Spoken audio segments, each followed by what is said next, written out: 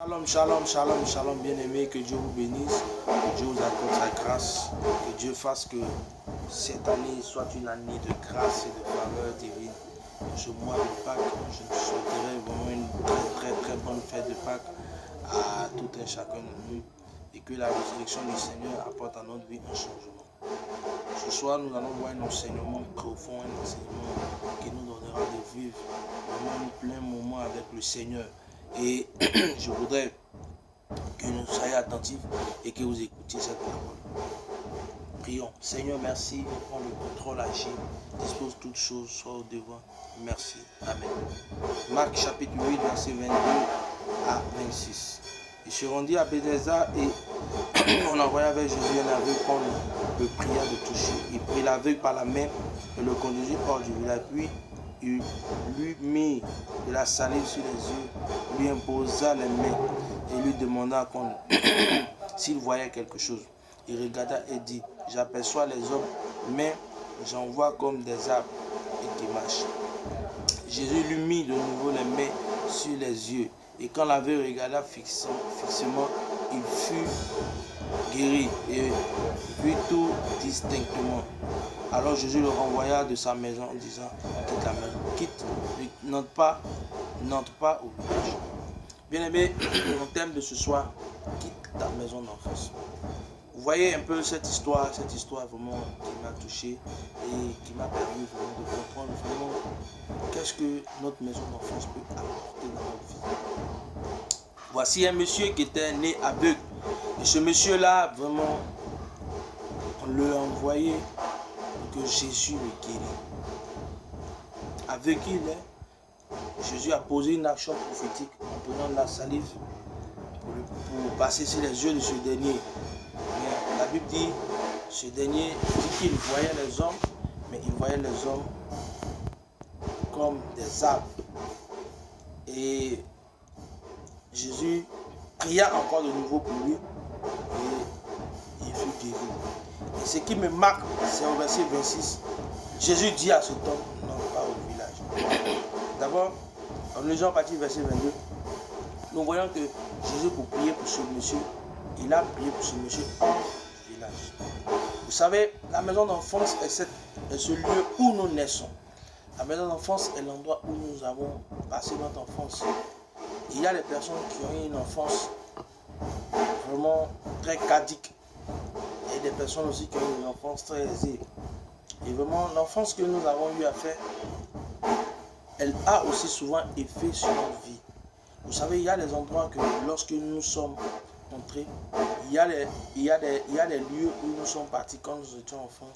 Il y a des personnes, par exemple, qui ont été dédiées à un marabout, qui a eu à faire des incisions aux mains, qui a eu à poser des choses aux mains, et ces personnes-là ont été dédiées, ont été confiées. Souvent, il y a des personnes, parce que dans leur enfance, peut-être on les frappait, les parents ont dû utiliser de l'eau, où ils ont mélangé avec de l'os de gorille, pour laver ce dernier, afin que ce dernier ait de la force. Bien-aimé, notre maison d'enfance est là où nous avons eu à poser toute notre vie d'enfance. Et cet endroit-là peut être un obstacle. Parce que toute vie que nous commençons, nous ne commençons jamais une vie par étant adulte, mais nous commençons une vie étant enfant. Voici pourquoi quand nous lisons la Bible, nous voyons que quand Jésus est allé à Nazareth et qu'il y avait des miracles à opérer, les gens ont rappelé l'enfance de Jésus en disant, n'est-ce pas le fils du charpentier? Vous voyez, lorsque nous avons eu une enfance et que cette enfance a connu des difficultés, notre vie peut être affectée par ça. Vous allez voir des personnes qui ont quitté un endroit depuis leur enfance pour aller vivre quelque part, et peut-être si son père a conçu dans le lieu où il a fait son enfance, vous allez voir ce dernier va revenir encore.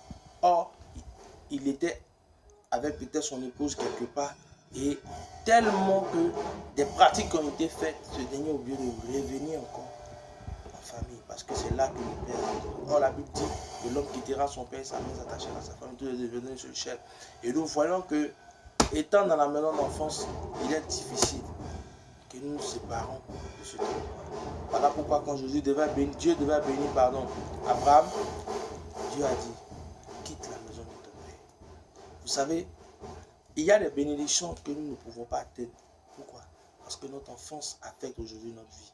Ce que nous avons eu à poser, le mal que nous avons eu à commettre, les avortements que nous avons eu à poser, certaines choses que nous avons eu à faire et qui aujourd'hui ont un effet sur notre vie, cela est dû de ce que notre enfance a connu vraiment beaucoup de choses. Quand je parle d'enfance, ce n'est pas une histoire d'enfant. Quand je parle d'enfance, c'est ce que nous avons eu à faire. Ce que nous avons eu à faire, même étant petit, étant aussi devenu jeune. Même aujourd'hui, nous sommes devenus, peut-être vous êtes devenus des adultes. Et aujourd'hui, vous voyez que il y a ce qu'on appelle l'effet de l'enfance qui vous rattrape. Et cela fait que ce que vous avez eu à poser, cela affecte aujourd'hui la vie de vos enfants. C'est pourquoi vous voyez que beaucoup de personnes aujourd'hui sont touchées, sont affectées, sont captées par leur enfance suite à des choses qu'ils ont eu à poser. Vous allez faire des rêves où vous vous trouvez toujours dans l'endroit où vous étiez d'enfant. Vous vous trouvez toujours en train de être avec ses amis d'enfance là. Pourquoi? Parce que votre âme est liée à ce lieu-là. Je prie au nom de Jésus, tout ce qui vous retient et qui fait que votre vie, qu'on ait des blocages à cause de la mémoire de votre enfance, je déclare que vous sortez de cet endroit au nom de Jésus-Christ. Que le Seigneur établisse son règne et qu'il vous fasse encore rentrer dans vos grâces.